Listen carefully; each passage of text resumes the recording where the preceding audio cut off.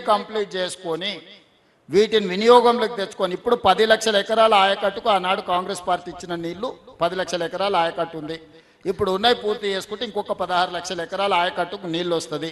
26 లక్షల ఎకరాల ఆయకట్టుకు పాలమూరు జిల్లాలో మనం నీళ్ళు ఇచ్చుకోగలిగితే మన జిల్లా సస్యశ్యామలం అవుతుంది. గోదావరి జిల్లాలో కూడా మనల్ని చూస్తే అసూయపడే పరిస్థితి వస్తుంది పాలమూరు జిల్లా మీద.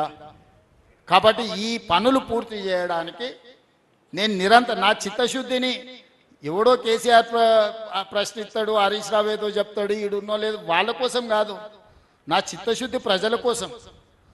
నేను ఇక్కడి నుంచి వచ్చిన నాకు తెలిసి ఇక్కడ ప్రజలు ఏం కోరుకుంటున్నారు, ప్రజలకు ఏం చేయాలనేది. సో నేను నా బాధ్యతను బాధ్యతాయుతంగా నెరవేరుస్తా. నేను వాళ్ళలాగా కమిషన్ల కోసం కాంట్రాక్ట్ల కోసం పనిచేస్తుంది కాదు. 20 ఏళ్ళు మీరు నన్ను చూసారు ఈ జిల్లాలో.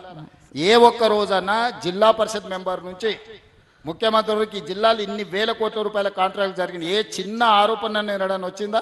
మీరందరూ మీరే కదా సాక్షి, మీరే కదా. 20 ఏళ్ళల్లా ఎవరైనా ఏ కాంట్రాక్టర్ అయినా ఎవరితో అయినా చిన్న లాలూచి కానీ ఎవరితోనైనా మాట్లాడిన సందర్భం అని ఉందా? ప్రతిపక్షంలో ఉన్న ఆ రోజు ఉన్నోళ్ళు కూడా ఎప్పుడైనా నా మీద ఆరోపణ చేసిరా?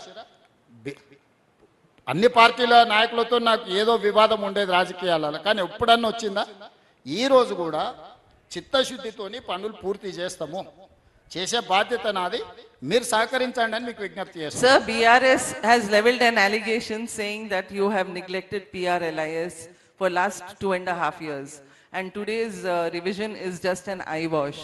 If you are serious about it, you should allocate funds immediately. What is your take on that? And one more question, sir. It's 30 months away for the elections, and there are 6 welfare promises to be delivered and large-scale projects to be completed. What is the strategy that the government has for fund allocation, considering that the state is reeling under distress? The first issue, that is TRS. They are known for, they burn liars and looters. So I need not to answer their allegation. First point. Second point, we have our own strategy to fulfill all these 6 guarantees.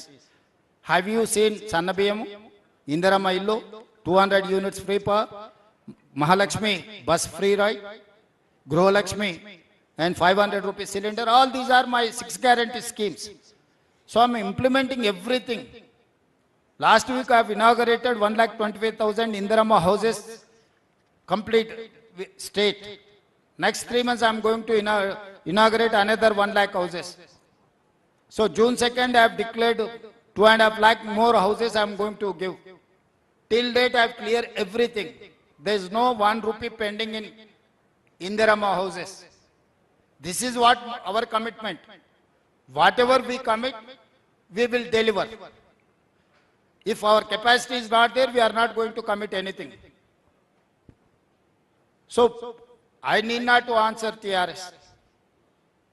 My responsibility to give answer my people who have elected, who have voted for me.